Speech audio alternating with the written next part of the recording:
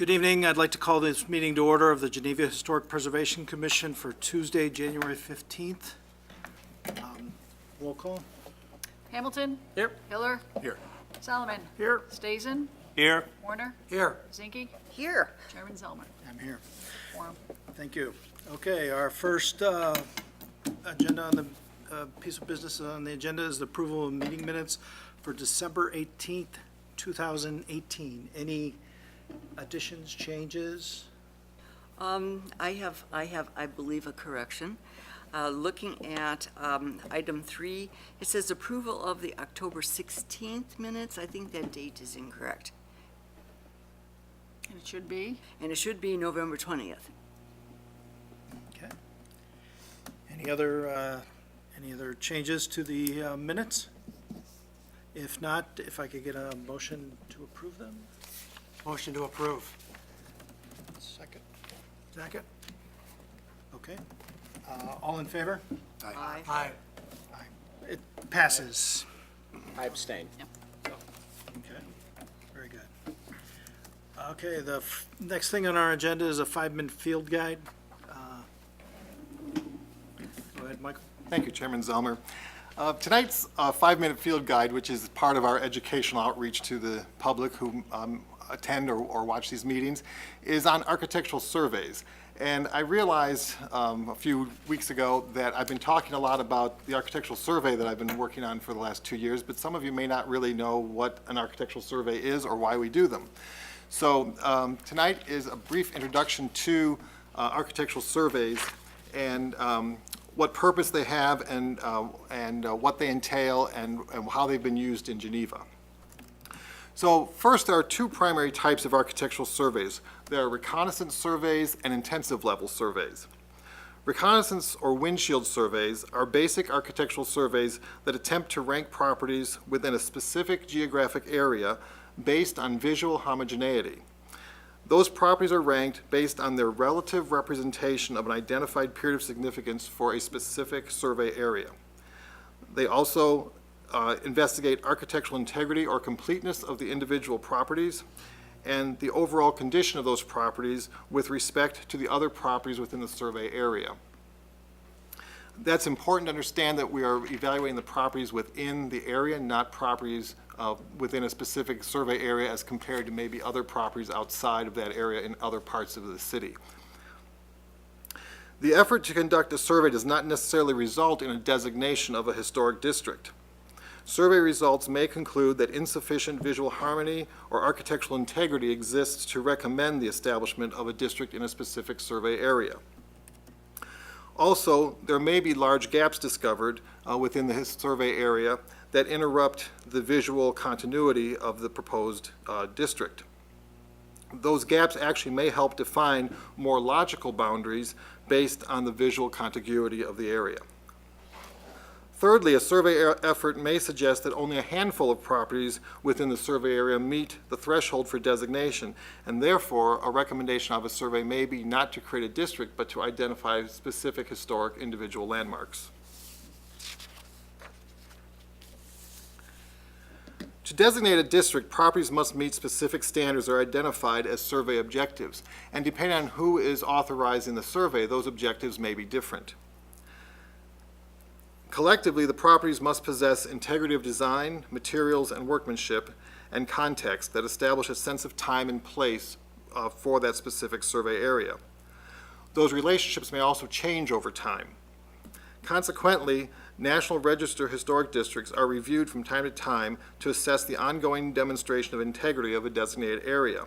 You may recall that between 2015 and 2016, the State Historic Preservation Office hired a survey consultant to re-examine our National Register districts. That consultant reviewed the districts in line with current National Park Service standards for historic district designation. As you may recall, the district boundaries were slightly modified as a result of that review.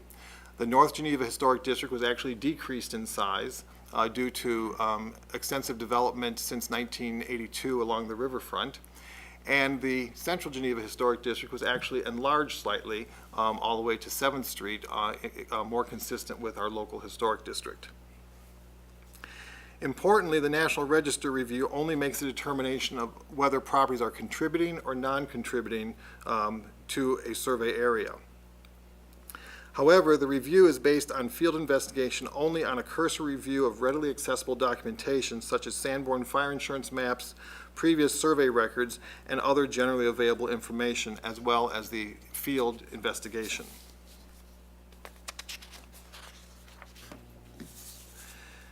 The 1999 architectural survey that was commissioned by the City of Geneva surveyed each of the properties within the Geneva Historic District. The 1999 survey was, again, a reconnaissance or windshield survey that attempted to rank the relative architectural significance of properties within the locally designated district. As I've said, a windshield survey is very general in its determinations. It's based on visual assessment, but that assessment has been the basis for evaluating the proposed work at properties within the Geneva district for the past 20 years. In Geneva, unlike National Register districts, properties are classified as one of three categories: as significant, contributing, or non-contributing. Each category is defined within the adopted historic preservation ordinance as shown on this image. It's important to note that at the local level, the categorization of properties determines the level of review completed by you, the Historic Preservation Commission, when work at designated properties is proposed by an owner or a developer. Proposed work must conform with the Secretary of the Interior standards for rehabilitation and the established design guidelines that are identified in our Historic Preservation Ordinance here at Geneva. Non-contributing properties are minimally reviewed. Contributing properties, which make up the majority of all properties within the Geneva Historic District, are reviewed in greater detail, and those properties identified as significant are reviewed at the highest level of detail for compliance with the Secretary of Interior standards. This map on the visual indicates the level of significance for each property in the existing Geneva Historic District, and this map is available online at the City of Geneva website. Currently, staff, which includes me and several of our interns, is nearing completion of an updated intensive level survey of properties within the Geneva Historic District. Unlike a reconnaissance or windshield survey, an intensive level survey is more detailed in its assessment of properties. In addition to assessing the visual qualities of a property, an intensive survey assessment also considers historical events and historic persons associated with each property in the historic district. An intensive level survey also considers and evaluates all other surveys completed previously, as well as other sources such as local historical accounts and case files, all which provide more detailed information about the potential significance of a property. After nearly 2 years of staff effort, the intensive survey is in its final phase of assessment. Within the coming months, the finished intensive level survey will be brought before this commission for its review and comment before proceeding to the City Council for adoption, effectively replacing the 20-year-old windshield survey completed in 1999. Once adopted, the updated survey information will be developed into a publicly accessible, web-based map available through the City of Geneva website. So I hope that helps identify a little bit about what the difference between a reconnaissance and an intensive level survey is, a little bit of what I've been doing for the last 2 years. I just shared with my intern that I have 64 pages of notes completed in the last 7 months that comprise about 30,000 words in note form, not even full sentences, that will be incorporated into the updated survey forms.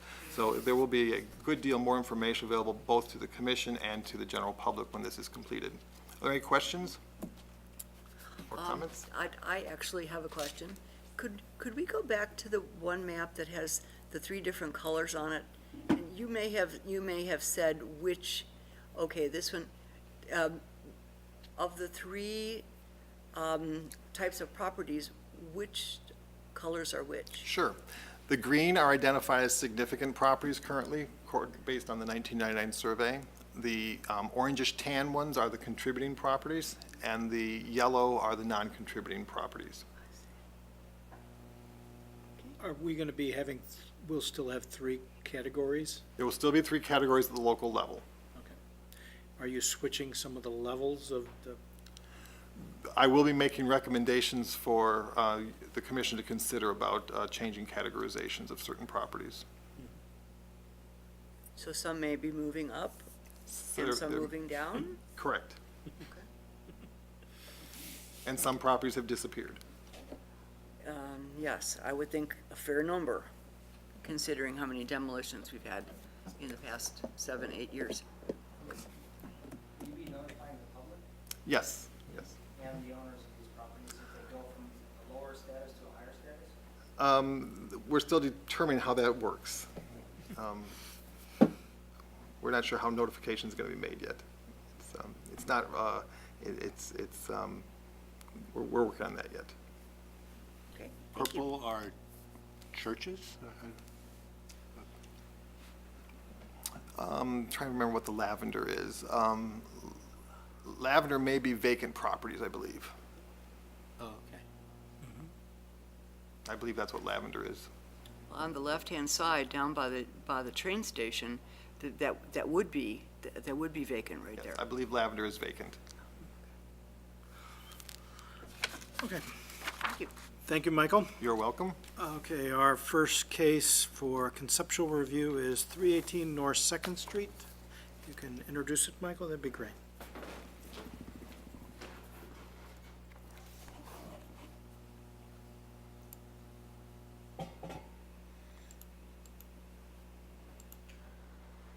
The first case this evening is agenda item number 5A, HPC case 2019-001 at 318 North Second Street. The property is located in the North Geneva Historic District as listed in the National Register and in the northern portion of the local historic district. The property does not appear, the house does not appear in the 1869 Bird's Eye map, and the earliest indication we have of this house being on this site is a sale in 1884 that suggests the house was probably built the following year or shortly thereafter. The first depiction of it in a Sanborn fire insurance map is 1923. The interesting to note that when I looked at this, in preparing the slides today, is that the bay window at the front of the home was not in existence in 1923, but was in existence in 1930 in the following year, or the following map. However, as we know from looking at Sanborn maps, that often bay windows disappeared and then reappeared and were reconstructed. So the 1930 date does not necessarily indicate that was the first appearance of a bay window on the house. This is a couple of images of the current condition, as well as the upper left-hand corner shows the house in 2007 before the rehabilitation work was done in that year that opened up the porch from an enclosed porch to the current open porch that's existing now. The current porch is supported on turned porch posts with a rather stock balustrade or railing across the front. I also have here the images of the north side of the house where the proposed addition will be constructed, and also showing you the existing garage where no work is proposed at this point, but is one of the historic garages in the neighborhood.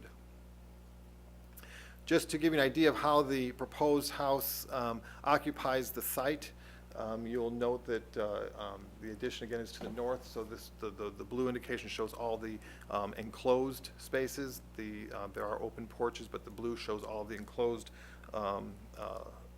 space. There is a proposal to include a new fence on the property. However, my understanding of that is that it is a side or rear fence, so that it would be an administrative review when that comes forward. The question that is being asked to be confirmed this evening is, with its location, is a composite material acceptable? If it was a front yard fence, the commission would have review of the material. Typically, side and rear yard fences we do not, but this would be visible from the street, so the applicants are asking for the commission to at least give some direction about that. These are the current drawings that were included in your packet of the proposed addition.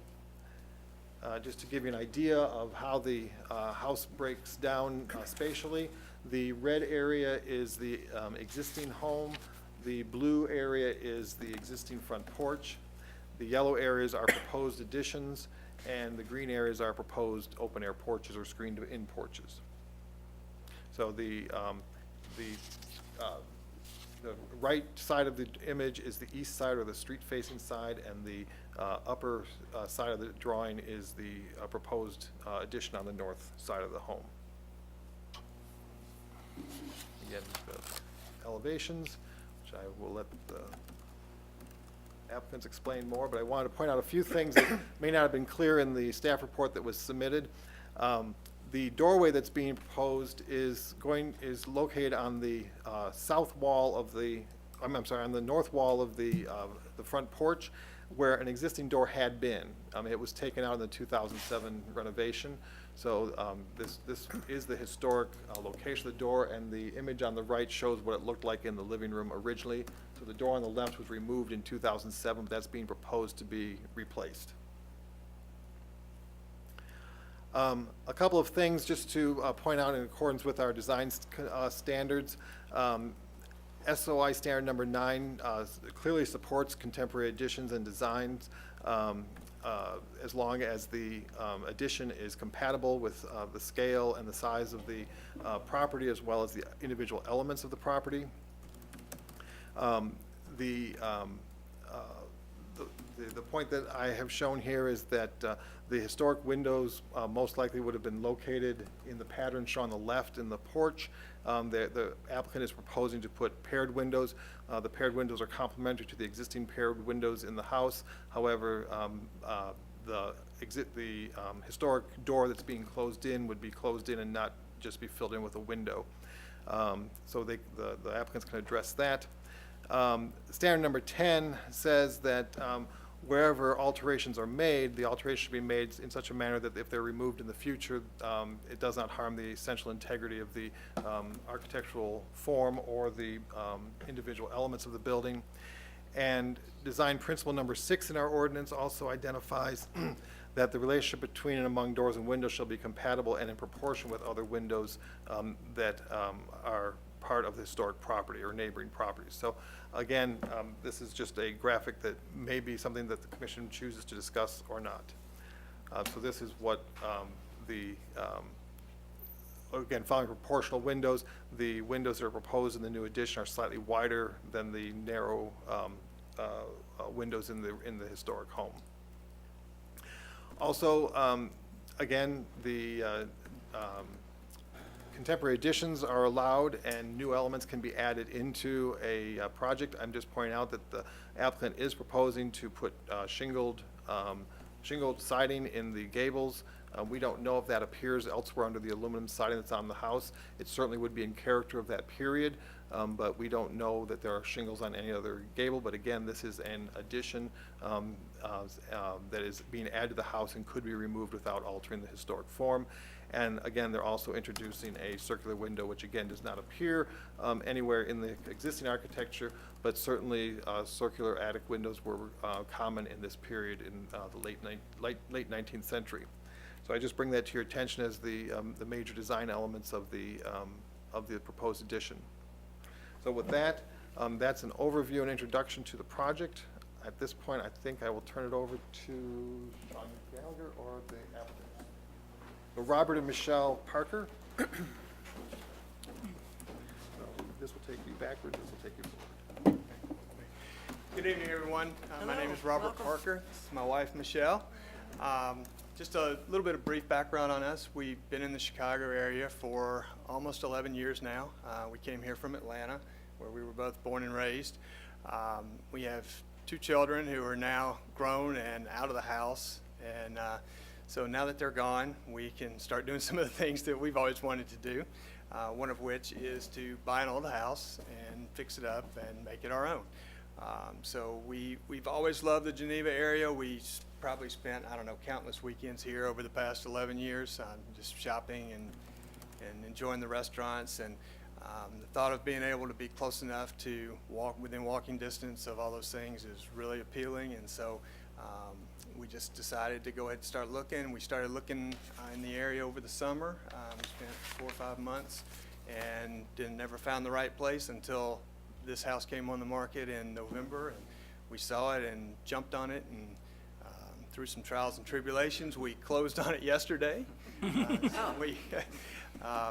Here we are. So that's pretty much our story. Anything you want to We do love the area and have fallen in love with this home. It actually reminds me of my great-great-grandparents' farmhouse in Tennessee, where now 4 generations of our family have lived, and the porches that we're wanting to add are reflective of memories with my great-granddad and my grandparents who are now deceased, and just kind of creating that in a beautiful community that we have fallen in love with is really special to us. We want to be involved in the community. We visited the Methodist Church that's walking distance. We're very excited about being able to walk to church. We have volunteered with a couple of organizations in the area and driven and commuted to help out with the Fox Valley Food for Health, and being able to pour into the community and give in a meaningful way to Fox Valley now is very exciting to us. So I guess that's it. I can talk a little bit to the scope and kind of the, what we're planning for the overall addition. I know Michael had mentioned the issue of the fence. The location of the fence, actually, do we have the site plan in here, Michael? First, of course it is.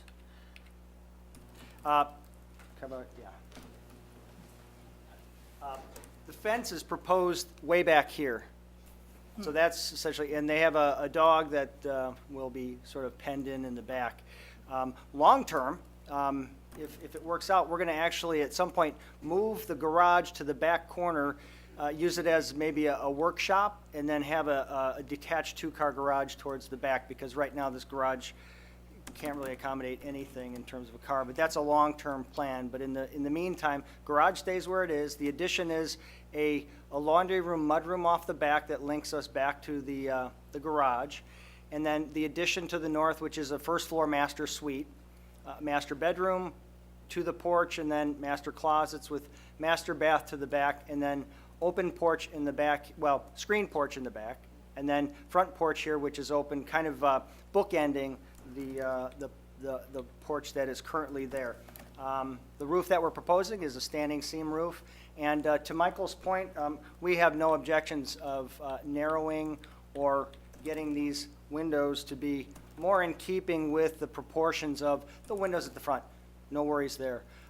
We do have maybe some challenges, because right now, as far as changing these windows to a different pattern or a taller window, I might try to experiment a little bit to get the proportion right. Maybe there's a panel under it with windows to the flanking sides. The issue we'll run into here is that the kitchen counter is right here. So if we look in plan, yeah, Houston, we have a problem. Did I touch something?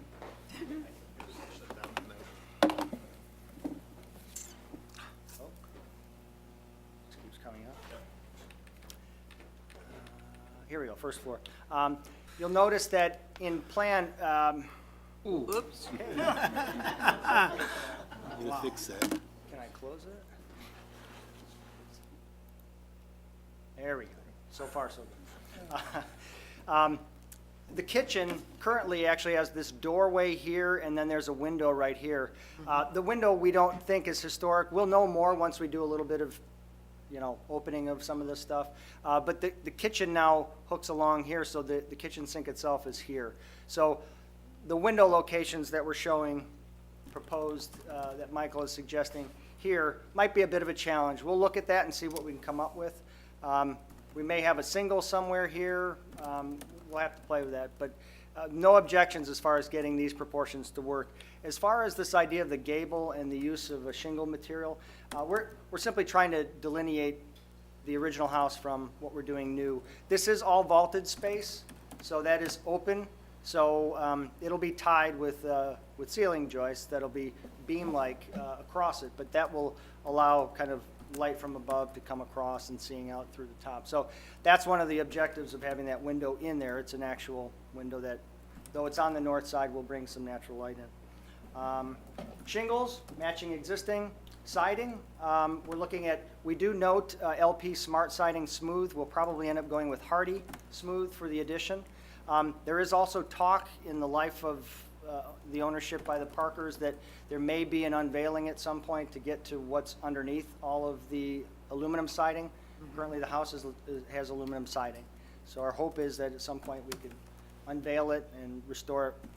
But in this project, we're really looking at the north addition and this portion of mudroom off the back.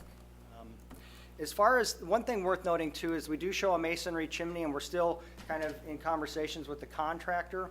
We do have a fireplace shown in the plans that kind of bridges between the master and also this living room piece. We may end up doing a direct vent system for cost purposes. There would be no chimney in that case. So you just simply have the roof line terminating into just above the eave line of the original house. And again, it's a one-story structure, so we're not really overpowering the house, and we are stepping it back from the front, trying to create this sort of bookending or, bookending of the center gable with these two open porches. Trim profiles and whatnot are gonna match existing, essentially flat stock, looks like 5/4 by 4 casings with then a headpiece with a little bit of a drip edge to it as well. It is worth noting too, we are going to, so I was working with Carla on the 07-08 project, so that was this project here, from this to this, and the contractor decided that he wanted to use turned columns. I wasn't a big fan of that, but HPC approved it, and that's what ended up going in there. We're actually going to remove those and put square posts, more in keeping with what would be the style for this. And so when you look at those elevations, you'll see that they're square, and as are these. And there will be no rail. There'll be no rail. It'll just simply be open. There's no need for a rail. It's not tall enough to need it. Other than that, open it to questions you may have or thoughts.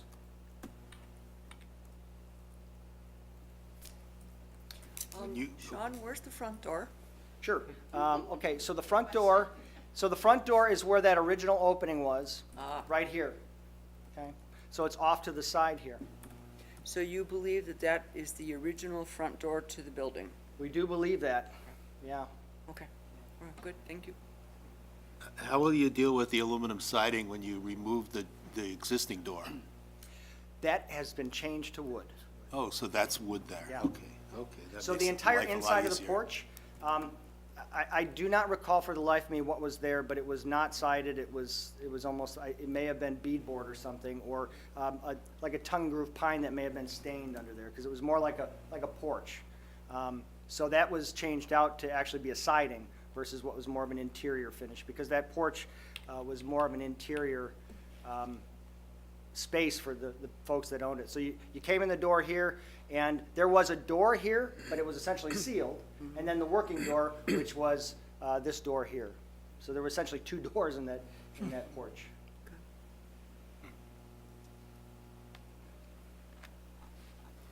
The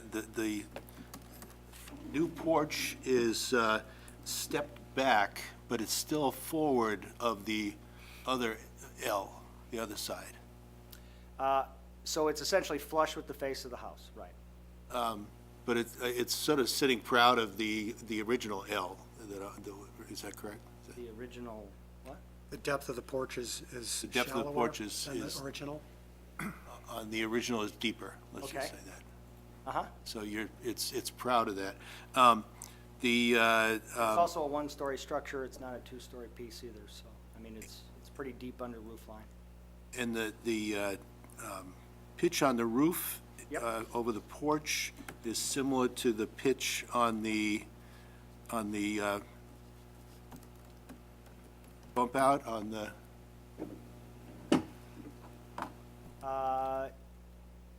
the pitch on the bay? Is that the Yeah, same let's see pitch? this one. No, it's gonna be lower.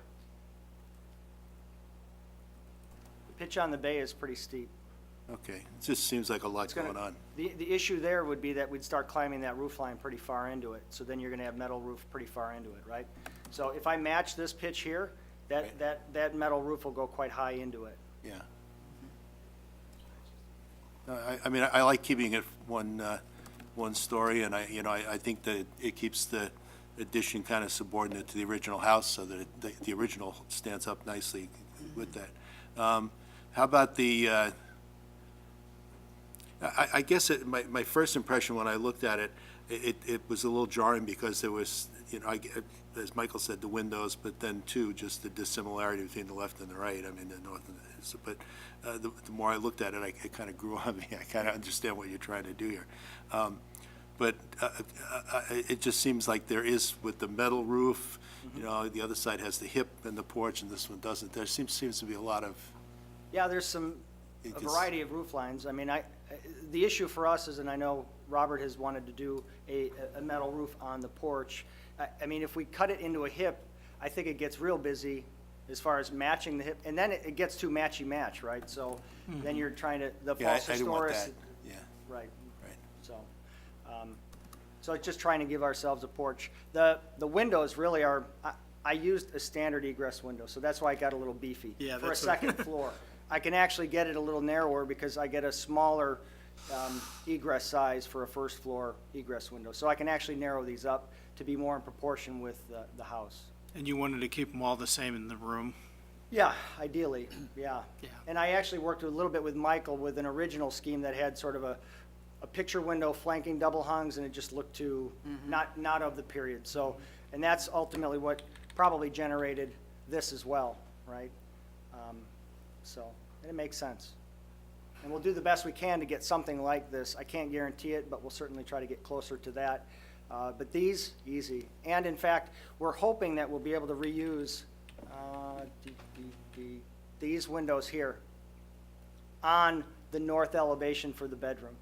So, not totally sure of the condition of it. The previous owners are still in there right now, and it's been a few years since I've been in the house to verify it, but we may actually end up repurposing these to be on the north side of the house, so those windows will be kind of tall and thin as well. And those are historic windows. I can't guarantee it. I gotta find out. If they are, we'll reuse them for sure. Well, that's- Or we'll try to at least be sympathetic to the proportions of those. Those are condensing units on the north end, Over here, yeah, they're. on the they're- plan? on the- Yes, yeah, right. Yeah. And then using the east elevation, just curiosity, just to the left of the chimney into the gable, what is that section? You continue with the second story, This, go to the east elevation? Ah. Just to the left, second story of the chimney. right here? Yeah, That's a that- cricket. Okay. Just so that we can shed water as it comes down the roof line into the chimney. We do have to have a little baby roof there to shed water behind it, yeah. Is that a louver above that? That's an existing louver. That was put in after the? Right here? Yeah. I don't know its vintage, and I don't know it probably is just simply. Could you go back to the picture just real quick? Yeah, it's there. You just make it, yeah. Oh, it's white on white. Yeah, barely there. You guys see it in the upper I, left. in some cases, some people used to just simply cut them into the siding. Yeah. I don't know if that's the case or not. Yeah.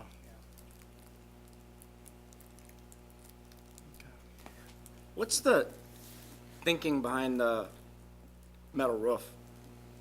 I think in part I can kind of look over at Robert and ask him, but I think it has to do with adding some character, and I think maybe back to Michelle's point about a porch that has a feeling of, right, Tennessee and, the history of that. It's more of just an accent, really. 22 correct. The whole thing. The existing roof is asphalt shingle, but the main part of the new roof will be asphalt shingle. That's in the original house. It's reversible, so I mean, at some point, if somebody wanted to do shingle on it, they could. What's the pitch on that roof? Is it 3 and 12 or is it less It's than that? probably right in the neighborhood there. So it's probably, well, you It's put right on the threshold of where shingles would be. acceptable. Okay. So the metal roof is only on the porches? It's only on the porches, that's correct, so, The one porch. well, actually, the rear porch, though, Oh, yeah, the rear part. Okay. and that rear porch is also sloping at a much slighter pitch than the rest of them. Does that have any kind of a particular finish on it, or? when we come back to you, we'll have a color selected. For the metal. Yes. Okay. Any other comments from the commission? No? I was wondering a little bit about the heft of the new chimney. Sure. It does look a little overwhelming. Yeah. What's your thinking on that? Well, we have 2 fireplaces in need of 2 flues, and unfortunately, you have that 10-foot, 2-foot rule. And so that means that I have to have it at least 2 feet higher than anything within 10 feet around it, so that ultimately generates its height. We may be able to play with its depth a little bit. I mean, the girth across here, maybe we could tighten that up a little bit. But again, depending on where we go with this, we may not even have a chimney at all. That's true. So, That's true. A real masonry fireplace is a pretty good sized flue, and it's gonna be a pretty good size, meaty, yeah. it's meaty. It's not from 1940, so there's a difference in flues than what was done back then, so. It is kind of what it is. You can only go so small. I think it's a good solution to it. I think it does, you can tell what is existing and what's new, and the existing house isn't overwhelmed by it, which I think is nice. I do agree with Michael's, the proportions of the windows. It would be nice if they could get to that level and not, if you're gonna reuse the ones on the sides, then you might have the egress problem too, then. You'd still need to have one that's egress, and so. Yeah, You know. we'll figure something out. Yeah, I mean, I think that, and I'm wondering if you can come up with a solution to get at least get the form of those windows on the other side. Well, let me pitch this, if this might be amenable. So, again, we have countertop height. We'll Correct. get it as close to the countertop as we can. Something I have done in the past is I can do a recessed panel or a beadboard panel under it so that you could case it, Yeah. same proportions, and then the window itself would actually be kind of in this region here, but the sill on the outside would be deeper or farther down, and then you could do a panel, either recessed or raised panel or something like that. And that may be a good way of at least mimicking the proportions of the opening. Would that be something you would entertain as an option? I mean, I'm sure that. I think if we looked at it, I think that, I personally think that would be something that, if it's done correctly, it could come across well, so. And I think it would keep the proportions correct, so. Yeah. Unless there's anything else from, The door that's on there now, it's not the old door that was moved, so it's not a historic door? No, Okay, no, it's not. It's an older door, but it's not a historic door. It's not one that is of the Okay. vintage of the original house. I think it's just 3 horizontal panel and just a glass light up top, so, yeah. And I think we're trying to match something similar to that with it, and we also do show a side light, in this case, just to saw give a that. little bit more opening to that elevation. the kind of final thing I have is on the siding itself, the existing aluminum siding, is there a way to like do a little Sure. and see try to see what's under there to at least match the lap, yeah. the exposure? I think I think- would want to see that, so. And I'm not certain of this, but I want to recall that when we did the remodeling on the front, when we took the Sure. porch off, some portions had siding removed, and we were able to see the lap or the exposure on Yeah. that. But by all means, by that north side, there'll be plenty of demo there, and we'll be able to easily Sure. make sure that we match what's there, so, yeah. Yeah, that'd be point. good. Okay. Do you need any other questions of us? No? That helps a lot. No, I mean, do you have everything you need to move forward, you think? Dangerous, absolutely. Well, I think it'll be a good project. Thank you so much. Thanks for letting us look at it. First project of the year. Yay! 001 All is right, done. yay. Very good. Welcome. Thank you. Bye. See you again. Yeah. The next item is another conceptual review for 22 James Street. Mr. Lambert? thank you. The project 22 James Street is in the Central Geneva Historic District, as listed in the National Register of Historic Places, and again is located at the far eastern edge of the local Geneva Historic District. This project is a historic home that I gave you a little bit of background on it, that it was originally a 1.5-story home, but by 1905 it had been enlarged to the full 2-story that you see today. It also then, apparently according to Sanborn fire insurance maps, was remodeled sometime between 1912 and 1923. So the house has been remodeled multiple times. And then it was again remodeled sometime in the 1940s or 1950s to give it its present configuration of windows and door locations of the first floor.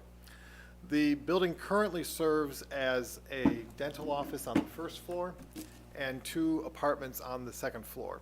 The dental office will stay because that is the applicant's business, and they are planning to convert the 2 apartments into a single-family empty nester type of home situation again, so they would be living and working at the same location. The building, if you're familiar with it, sits very close to the street along James Street. It does have transite siding on the current building. We do not know or believe that there's historic siding underneath the transite siding that was again installed sometime between 1930 and 1950. The reason this project is coming forward to you, because it is a rear addition, is that a portion on the east side will definitely be exposed to public view from James Street. So therefore, a portion of the addition would be subject to Historic Preservation Commission review. However, as I said, it's very close to the street, so if you have been to the property and you stood on the James Street side, or the south side of James Street, and you look up at the house, you will see you can barely see the roof from the street. However, if you go across to the opposite sidewalk, this is the view that you have, and I think that's important for tonight's discussions that you may have for questions you have for the applicant and the architect. What I would like to say at this point is that the addition, as you know, is a contemporary addition. We encourage contemporary additions in the historic district. We don't see many of them, so this is a case we don't see too often. I actually, as staff, encouraged the applicants to pursue a contemporary solution to this. They came in with a fairly traditional addition, but they were sacrificing headroom to make it work with getting headroom on the second floor. So I suggested, because this was a rear addition and the location, how this building is viewed in the historic district, that they may wish to pursue a more contemporary addition that would give them a little more freedom to develop the architectural space that they were looking to achieve. So with that is the plan that came back, and so again, the existing second floor is 2 small apartments now, and it's being proposed to convert it into a single-family living space with an upper level, shown on the right in this image, of a master bedroom suite, again, in the current attic space. So the proposal is to, again, this is conceptual at this point, is to provide a new addition at the rear, and the proposal right now is to have a main roof plane that would be exposed above the existing roof ridge, but not connected to it. And then there would also be the portion to the east that would be exposed as well to the proposed addition. The elevation, so this is the left or the east elevation, which again would be the most visible from the through parking lot that goes from James Street to Campbell Street. But again, there is a heavy tree line on the east side, so again, it's really not visible from the public right-of-way when you go out and look at the site. And then, of course, the rear and the right elevation. The rear elevation, again, is not subject to our review to the extent that except to the extent of the roof that might be exposed. And the right elevation is nearly impossible to view from the public right-of-way, largely because of the country store building that stands there today. So the questions before the commission this evening by the applicants before they proceed further with full drawings is getting a couple of basic questions answered. One is they are attempting to do an addition that would not disturb much or any of the existing transite siding, and then provide a complementary siding on the new addition. Again, so a very small portion that's going to be visible from James Street. These are two examples of the siding that they're looking at, something that would be more in a dark tone, something that would be more in a natural tone. And then two different colors of metal roofing for the major roofs of the proposed addition. One, a very light sky-colored metal roof, and one, a darker color. Not blue, for those who are concerned about that, but a darker color that would blend more with the existing roof plane color. So in our guidelines, our design guidelines, like I said, standard 9 does allow for contemporary design alterations as long as they can be removed and not alter the historic form of the basic building. And the proposal would be at the rear of the building and being built on top of a 1940s, 1950s era one-story addition. So again, contemporary architecture blended with historic architecture is often in the details. And again, as long as the size, scale, color, and relationship of elements is complementary or not altering historic materials or components, contemporary additions are certainly allowed in the district. So with that, I would like to turn over the podium to the applicants and their architect. So it is Ryan and Lori Slavic, who have the dental office, and their architect, Tim Nelson. Michael, Yes. can we talk a little bit about public right-of-way? That, that parking lot that is on the east, Correct. that goes all the way from James Street to the next street to the south. I know that isn't public parking, but it is library parking, and the library is a public entity. So doesn't that make that public right-of-way there? My understanding, that's a public lot, and the library has an agreement with them. I think that's primarily employee parking for the library.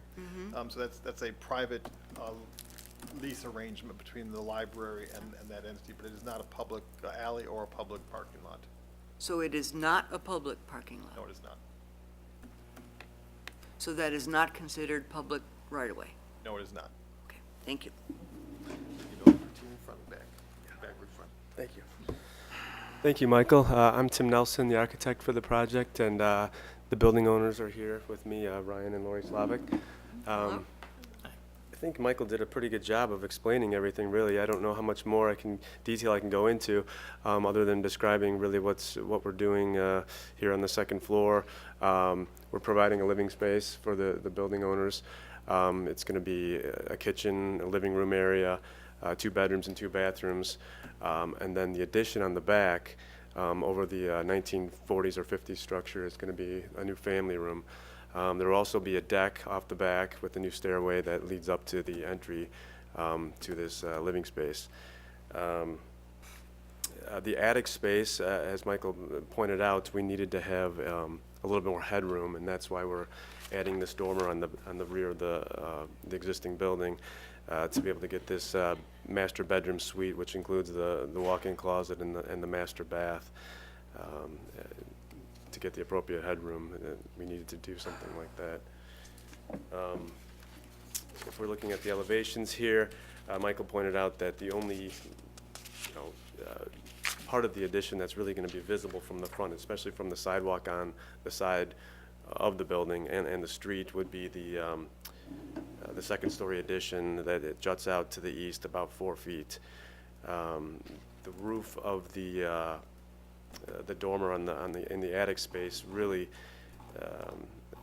unless you're maybe on the other side of the street, you might be able to see some of that. But really, it's only a foot from the top of the existing ridge to the gutter line of the new roof. It slopes up to the rear, but at the front there, it's only a 1 foot difference. And if we're looking at the other sides, you can see there's obviously a stark juxtaposition between the new and the old. The siding is obviously different. We're using a wood strip siding. We have corner boards. We have a different trim detail. We have the metal roof and casement windows as opposed to the double hung and the existing. As Michael pointed out, these two sides wouldn't be visible really from the public right away, and then obviously the rear, which is completely new but not visible from the street. So I don't know what else to add other than if Ryan or Lori have anything to add. Well, I don't know if you normally do like introductions, but so Ryan and I'm the dentist, and he now works in my office, and so he is the office manager and deals with a lot of stuff that I don't want to. So, but we planned when we moved here in 2003, and we both grew up in Wheaton and went to high school at Wheaton Central. We moved to Wisconsin and then decided we want to be back for family. So we came back, had 3 kids, plan on being in our current house in St. Charles for 3 to 5 years, and it's been 16. So they're about out of the house, and we just thought, we really want to spend time on fixing this up and landscape, just things that we, didn't have enough time to do, and we had 2 homes. And Ryan, I think in a former life, would have wanted to be an architect or a landscape architect, so he can spend time with that. All the, some of the designs that you guys have seen, or the materials, I haven't seen yet. But Ryan's always done a really nice job. We remodeled our house in St. Charles of thinking of things that I really do like. So I do like the contemporary. He comes from an artist family, so I've had to get used to art. I thought it was a hobby when I dated him, and apparently that's not what it is. It's not a hobby. Yeah, his father was a really good artist, so I've learned a lot about art, and I just think like the contemporary, if you would have asked me 20 years ago, I'd have said, oh, I don't know if I like contemporary, but I really like it. I like, and I think it would be kind of a neat addition to City Geneva. And just, we really wanted to start here so we can see, what you think, and, so we can try to do something different, yet still make it okay with the city, because we've been here for a long time now. We would like to stay here for a long time. And we have just enough space for the kids to come back, but not stay long. So that's what that was kind of the idea. I just want to walk, anyway, they're just like the other people said, you can walk downtown. I mean, there's just no, St. Charles has been great, but we like it here. How long have you had your office here? Well, so I bought it from a doctor in 2006, and I worked for her in 2003, 2006. And so, it's, even when we trying to think of a name, because it was her name originally, like James Street Dental, so it was not very original, but it's been great. And we have some really awesome patients that work downtown Geneva, and it's just, it's more like, we have several patients, so it'd be like walking to all their, stores, and, I've been here for a while. Oh, great. Hopefully a lot longer, maybe 15, 20 years, at the office. Yes. That's good. To be here longer than 50 years. Well, I'm gonna have to sell it at some point, so, not forever. But, Okay. any thoughts? Is your plan to keep the original building, the siding and the colors and everything as it is? Or will there be some intent to tie it to the new, or? The color What do you of think? the existing house could possibly change, do that.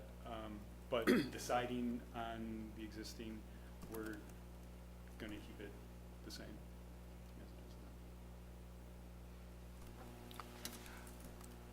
I would say, the shutters that are on there now that are not, they're not original. No. They might, Right. they might come off, and so no shutters. Are they wood or composite? They're plastic? Plastic. Oh, They need to be replaced. I've never liked them particularly, but they've been there since we've acquired the building. Sure. So those will probably be removed. I've got a question about the roof line. When I look at the front elevation, could we go back to, the first thing that catches my eye, and I think I know why, I didn't see a roof plan, but the roof line itself, there's a slight jog in it. Half of it's a little higher than the other half? Is that because the back addition projects further out on one side than the other? Yes, And the master bathroom, if you look in the plan, it juts out a couple more feet than the rest of the bedroom. So that necessitates longer roof, which makes it higher, in the yeah, being an architect, things that don't go perfectly horizontal kind of catch my eye, and it was a little anomaly. So it's really not a split roof up there, it's just the one eave will go further out than the other. Yes, it's all Okay. one plane, it just extends a little farther, yeah. How do you feel about that? Me? Yeah. It doesn't bother me, and when you have a shed roof like that, you see that quite often, when you have, Yeah. a portion of the building. But in reality, I don't know from the street level if you'd really see it. Honestly, that part you really wouldn't notice at all. because Yeah. It's just so slight, and it's all the way towards the back. You really couldn't tell it unless you were in the very. You have to go across the street to even see any of. Yeah, I was over there in the police existing roof. station, You can't yeah, see from- yeah. Thank you.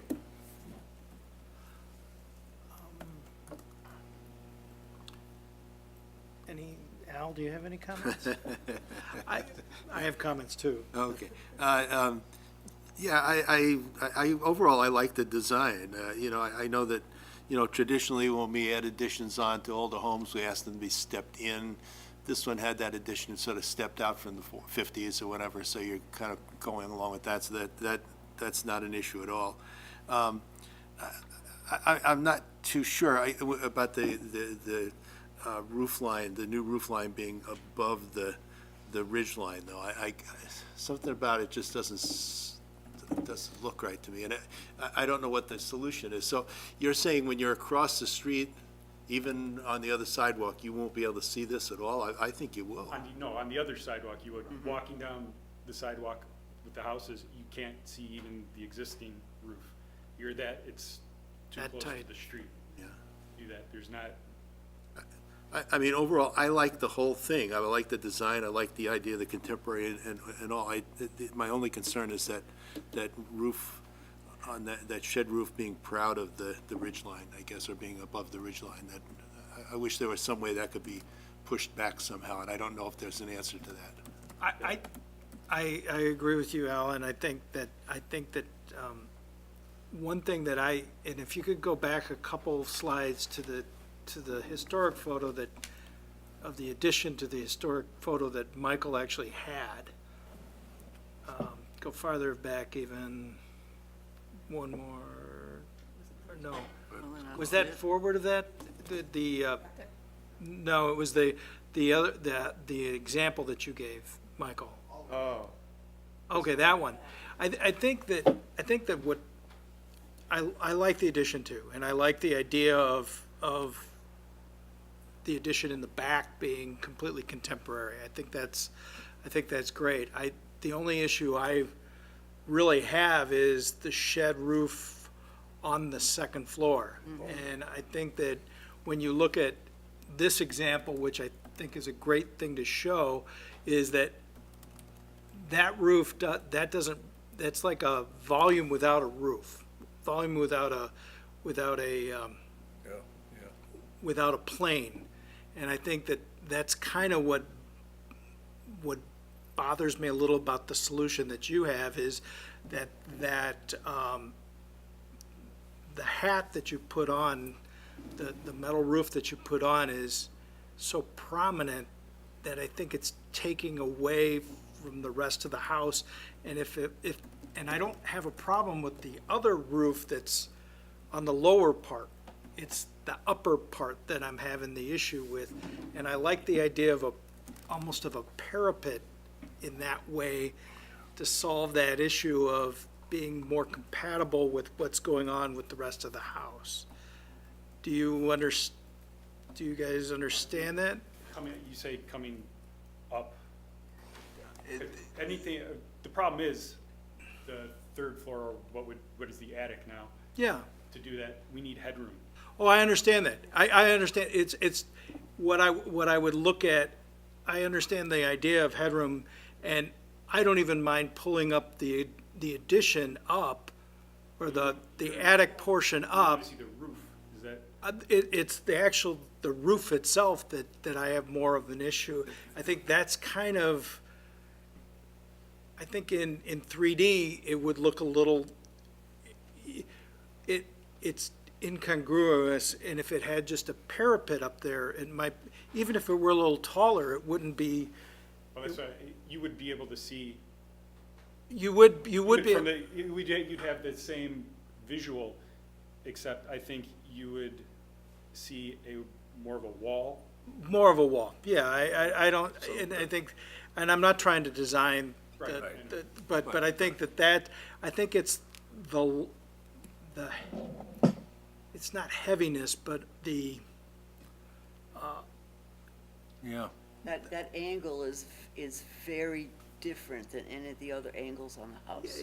it is, and but it's more of, I think, and I agree with that too, but I think that it's that you've introduced one more element onto the project, I think, and it's like if that didn't exist as an element, that roof at that higher roof level, I think it would be more successful. And maybe that's what I think you've articulated it much better. There was something about that just, to me, was a little, it caught my eye. It was a noticeable element in my humble opinion, maybe not in exactly positive way. Could we go back to that front elevation again, please, with the addition? Yeah, it just, and I know from this perspective, we're not going to view it that way, and it's kind of hard to visualize what from the actual street level and parking, but it is noticeable, it is different, and it's certainly not in the same character as the bulk of the elevation, And which is the Yeah. historic part. And I think since it's right on top of the historic part, Right. I think it needs to be a little more subservient to the historic character of the house. And I think, but where, if you go back to the side elevation, or that one, or next one, no.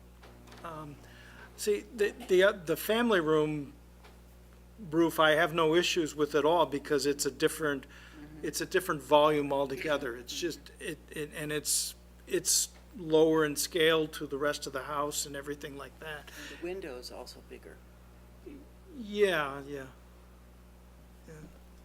But I like the idea of doing something like that. It's gonna be an interesting project, and Is there a way, I mean, some of the things you used, I didn't understand one of the words, was it? Parapet. Thank you, yeah. Okay. Straight. Okay, yeah, I didn't know what that was, but, so, it's just, because the flat roof, would like a flat roof be better, because that, I didn't, like, I have that now where above I work, and it's just, it's very loud, it's very, like, we've had problems with flat roofs, like leaking in, is that what? Well, the flat roofs have notorious for, yeah, they are. I mean, I think that if it's done, I think that, first of all, the scale of this is not a big flat roof, and an EPDM, a single ply EPDM, I've done a lot of projects with those, and when it's installed correctly, it's gonna last as long as a shingle roof. And it's probably gonna be less, it won't be as loud as the metal roof would be. Well, color will definitely be something we saw, possible dark color or light color Yeah. as well. I think, from my perspective, it would just reinforce that light or sky color would probably, to diminish as much as possible, any visual on that. I don't know. Is there any drainage issue with are Could you have put a lot of expecting water that on the that front. water, the water on the roof, on the addition, my expectation is that it will run towards the center of the existing roof and then run down the front into the gutters. Is that what you're planning on doing? gutter on on the addition part, so they'll run to a gutter. Oh, so there would be, there'll be a gutter there. I see, okay.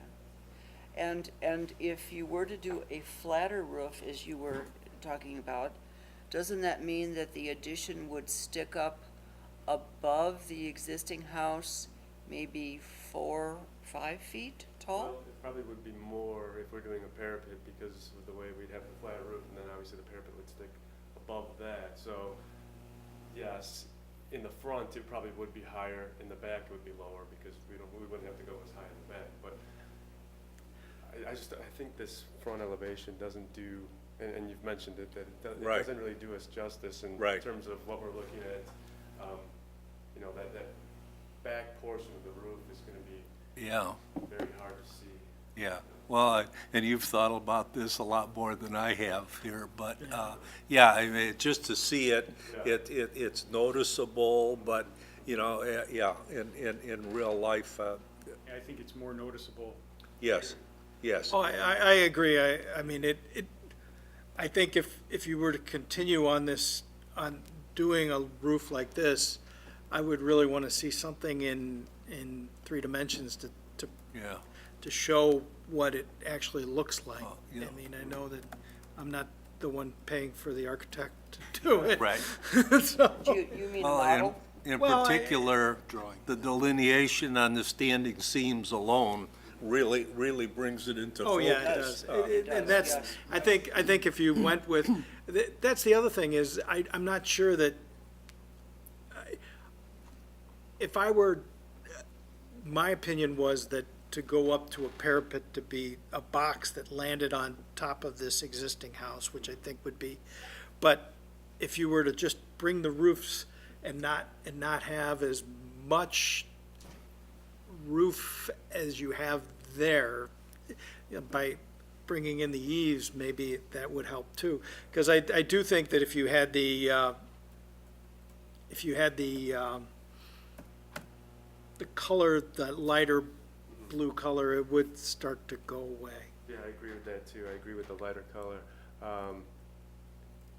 Yeah, you can see that the standing seam, you can barely see the seam. Yeah, Right. it's very, I think that's gonna be a better solution if, on the Probably go colors. better with their existing roof. So for the next iteration, lighten the lines on You're the also standing starting seams. you're also starting that addition, and I commend you, this is quite bold. This is kind of is, exciting yes. to think about, and you're taking a lot of feedback, and appreciate it. But I don't know how the headroom works, but you're starting that addition right at the ridge line. Could that go back a couple feet just to delay it somewhat, to maybe offset the impression? It's just something else that you could do. Problem there. Well, yeah, it has to do a little bit with the structure, and I'm sure we can figure something else out, but this makes it easier in terms of carrying the structure down through the first floor and into Sure. the basement because of the way that there's a beam right now in the basement. But, and also obviously the living space would be reduced, but something to consider, I suppose. Well, could you, if you were able to recess it a bit, couldn't you have the back end of the addition stick out more so you wouldn't lose living space? Well, that'd be Increase true in square the footage. bedroom area. In the bathroom, we're already cantilevering 2 feet, so we're really kind of at a limit there, but, I think we're getting really into the weeds on a concept design. I think that if we could just, you know, have one more set of, you know, just general impressions about what you guys would find acceptable, I think that would be good. Can I just ask one last question? You can ask one last question. Thank you. Does the eave have to be as big as it is? no, it's just a function of that contemporary style and, you know, matching, if we're looking at the rear elevation, we have this other roof that's Yeah. similar, and, but obviously it doesn't have to be, especially in the front. I mean, I don't think that would be noticeable if we shortened that. Well, that might help if the eave in the front was as small as possible. The eave in the back, We can cut that. that might flush help. even. That might even be better. It's a good suggestion. Any other final comments? No, I don't have any specific solution, nor should I, but I think the intent, at least from my perspective, would be to diminish the impact of that as much as possible, in the guidelines that, we've discussed. That seems to be general consensus. Yeah, I think so. So, anything, no one else has anything to say? Do you have what you think you need to move forward? I think so. Go ahead. Yeah. Okay, well, thank you. I really am excited about it, because it looks like it's gonna be a neat project, and I think that, I'm glad to see someone is doing something contemporary in the historic district. That's, Well, I have to say, yeah, thank you, because we came back with really, really, really traditional. Well, we had really thought traditional. from discussions of a person who said, they're not gonna let you do this, they don't want it, you have to make it look like the building. I originally wanted, from the start, a contemporary addition, but I went into Michael thinking, I'm handcuffed to oh, no. this traditional thing. When I was talking to Michael, and he had said, no, go more, I was like, sweet, thank you. I was like, So this, yeah, you would have seen a much different Yeah. thing. I'm really happy he suggested, because now I got good suggestions too, work on it. You might want to drive over on the east side, over on Oakwood. There are 5 or 6 pole houses that reach over a ravine right there, and they are very contemporary. And they're some of our east side landmarks, because they're so beautiful. So go over on the east side, cross the bridge, go down, go up Bennett until you get to Oakwood, turn right and go up the hill, and they're right there. Just to clarify for the record, those are colloquial landmarks, they are not designated landmarks. Well, they're our neighborhood gems, okay? They belong to us, not to you. I just didn't want any calls tomorrow morning when their buildings were landmarks, so. Okay, well, that's true, that's the wrong word to use. You're right. Okay, well, thank you very much. Thank you. Good luck. Good luck. Okay. The next thing on our agenda is the secretary's report. I have a few things, Commissioners. First of all, you see that I left the permit review matrix review procedure on the agenda because I took the comments back from the meeting last month and reviewed these with staff. And we had one concern that I was asked to bring back to the commission to get some clarification on. It was the point that Commissioner Hiller brought up about the freestanding signs. And the comment that has come back through our departmental review is that we are kind of taking we would be taking away a process that the business community is used to right now, that freestanding signs go through the planning process or get administrative reviewed, because we don't review content, we don't review color, et cetera. So the question was, why would we change for one particular kind of sign when every other sign is approved administratively? So our suggestion is that we leave it that all signs would be approved administratively unless there is some real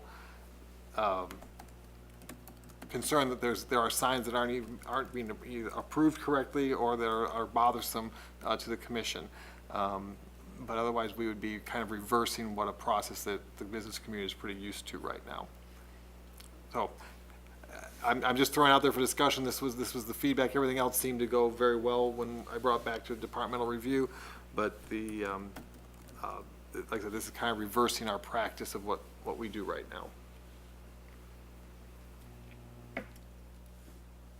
Well, since I brought it up, I don't have a problem. I mean, I trust, your review on it. I just, Yeah, and if it becomes an issue, if you don't trust that you want to do it, you can bring it to us, right? Yes, that is, again, the prerogative with I have. everything. Anything Yeah. that I feel uncomfortable with approving, I can bring to you for comment and review. It doesn't require a formal review, though. I can just bring it to you on a staff level. And the purpose of our review of the review matrix was to make it more simple so that you could do more of the administrative approvals. So there's less time involved for a resident or a business owner to be able to start their project, not having to come to us. And that was one of the big concerns with the departmental review, is that oftentimes the business community is looking for very quick turnaround, and Yeah. if they bring it in on the day after our meeting, that means they're waiting a month to get a sign approval potentially.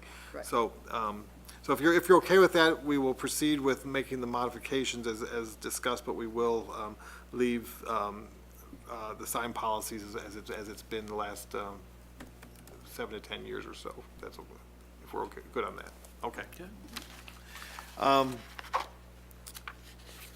The other things I wanted to bring up to speed on, if you weren't aware of it, the Miller Gully House at 122 East State Street was moved today. I don't know if any of you were following it at all. I know one person was following it. I don't know if anybody else got out there. It did have a little bit of an incident that delayed the move for a bit, but that got resolved fairly quickly. And my understanding is the house is on the site as of the end of the business day. According to Facebook. I haven't seen it Okay. on the foundation. I did want to also update you on the South Geneva Historic District.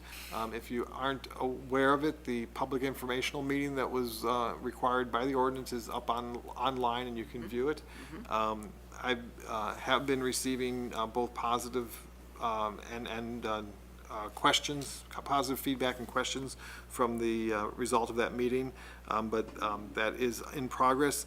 The question that people ask me is, where are we at right now? We are waiting for the requested revisions to come back from the nominators, and once those, if they are turned in by 5 p.m. on February 4th, the nomination will move forward. If they fail to bring the revisions forward by that date, then the nomination dies. So, so it's right now it's in the hands of the nominators to make those revisions and get them here on a timely basis. Wait a minute, what did you say? If they don't come to you by February 4th, then the whole possible historic district dies? Is that what you're saying? Yes, that's what the ordinance says, yes. Oh, but I'm sorry, I thought when you and I were chatting, I asked if it might be in March, and you said if they're late, it would be in March. The meeting will be, the misunderstand? meeting will be set. They can turn in the revisions anytime between now and February 4th. I see. The ordinance requires that the public hearing be set the next regularly available Historic Preservation Commission meeting. I have certain legal requirements, statute requirements to publish for a legal public hearing. So if they turn it in before, I think if they've turned in by January 31st, I still have the ability to publish for the February 19th meeting. But they have until February 4th at 5 p.m. to turn in their revisions. If they wait till that last moment or in sometime in those first few days of February, I don't have time to legally publish for the February 19th meeting of the Historic Preservation Commission, so it would not be heard in front of the commission until March 19th. Oh, I see, okay, So all right. the matter of when the revisions come in sets the date of the public hearing. Okay. But they do have to turn those in by ordinance by a certain date. If they do not turn them in, then the nomination fails because they have not followed through on the revisions. And they're aware of that. Everybody's aware. It was talked about at the public informational meeting. And does the ordinance also say that they could 365 days later bring it up again? 366 days later, they could break it up. 66 days. 365 and a quarter, then they could bring it up again? Yes. Okay, great, thank you. You're welcome. I have no doubt that the revisions will be made on time, but I have been very clear that there is a process and we are following the process of what the ordinance requires. The other thing I wanted to bring up is back in November, Commissioner Zinke had thought it would be a good idea to bring forward some of the projects that have been completed so that commissioners, if you haven't seen them, can see them, but the public can also see them. And if there are comments or things that the commission thinks went really well, or things that we maybe should look at deeper, this would be, don't necessarily have to discuss them tonight, but it's a chance for all of you to look at something comprehensively and see how our projects have turned out that you've approved. So I, first of all, apologize to Commissioner Zinke because this was supposed to happen in December, but I neglected to add them to the presentation and realized it as I was wrapping up December's meeting. I will try to do this, if not monthly, at least on a regular basis. So the three projects that we were looking at are three projects that Commissioner Zinke chose, and I think they're good ones to look at. This is an addition on 417 South River Lane. It was done by Tim Nelson, who was just here.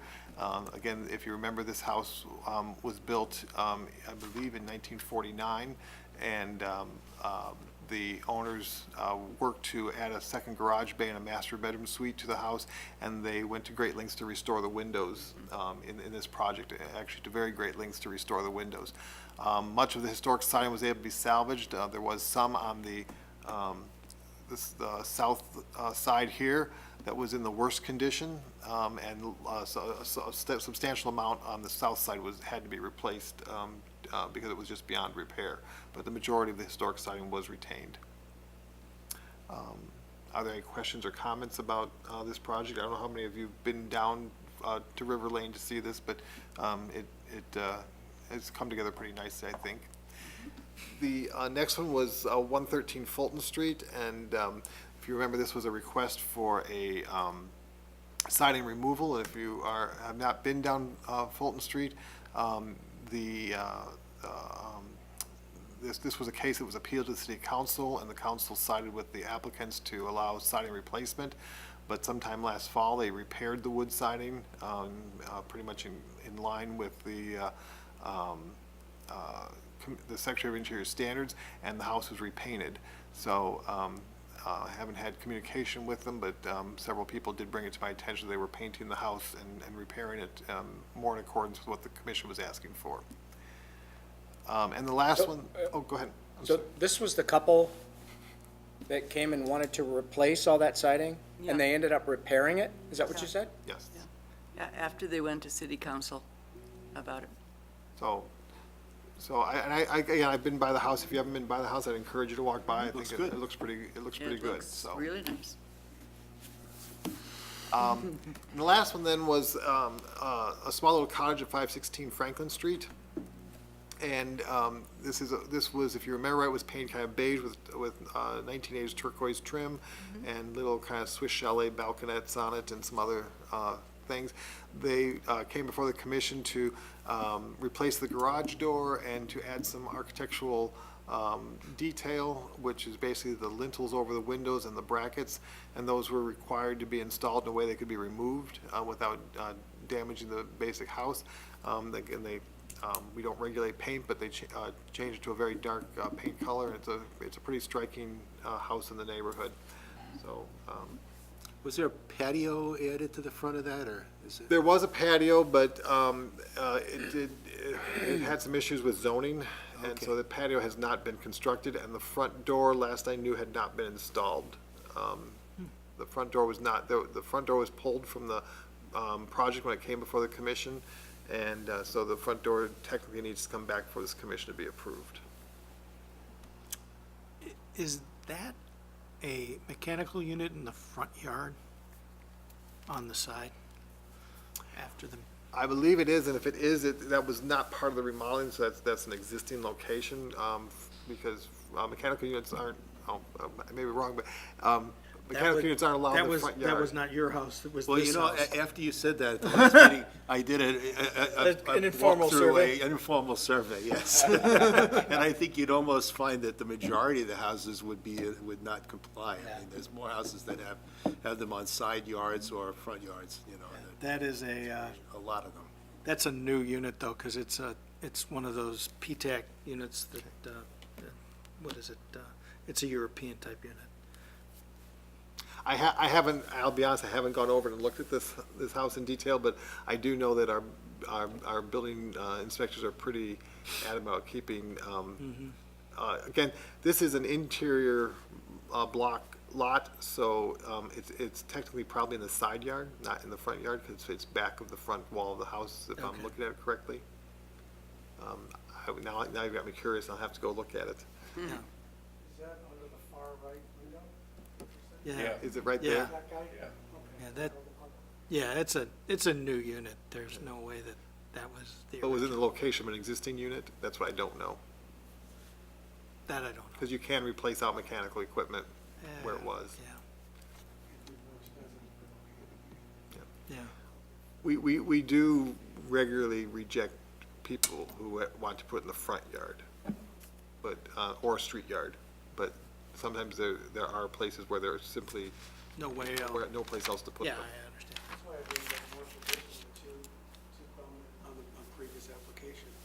Is it possible to swing those to the other? It's not the front yard, but it is the side yard. It's very prominent. And again, I think probably there because it is so far back, I don't know what their landscaping plan is, but it may or may not be seen. So those are the cases there. So the only thing I would ask is that I did not get a picture before the meeting, so do not leave after the meeting closes because I need a picture of the commission. I know I'm missing one now, so I'll have to piece something together to get a whole commission picture. Yeah. Okay. I like seeing the projects, though. Yeah, that's good. Thank you. We'll try to continue that. Maybe you could Okay. take a break from the 5-minute field guide every other month or every third month and do a couple projects at the beginning. Well, I'm glad you're liking my idea. I think it's a great idea, and I apologize for overlooking it last month, but if we can continue working out to get a few samples every couple of months or every other month or something, we'll do that. Could we incorporate that somehow in some learnings? In some where? Observations about what we should have thought of, as opposed to this is how it turned out. Well, exactly. It very much could be an educational opportunity for the commission as well. That's one reason I kind of like leaving at the end of the meeting, because if there is discussion, it doesn't keep applicants That's true. waiting. But I do think there are times that it's good for the commission to evaluate the decisions and the recommendations they've made. I go back to a case, some of you were on the commission then, that when Commissioner Anderson was here, there was an applicant I worked with and believed we had a good solution to a window installation, and Commissioner Anderson was very adamant that it was wrong, and insisted that it be looked at it a couple different ways. And in the end result, Commissioner Anderson was very right in her call that it was the good call. So there's always room for us to reevaluate what decisions we make and did they work as successfully as we thought they would. Anything else? No, I'm finished with my report. Thank you, Chairman Zelmer. Thank you. Any new business from the commission? Okay, I don't see any public, so I get a motion to adjourn. So moved. Second. All in favor? Aye. Aye. Motion passes. We are adjourned.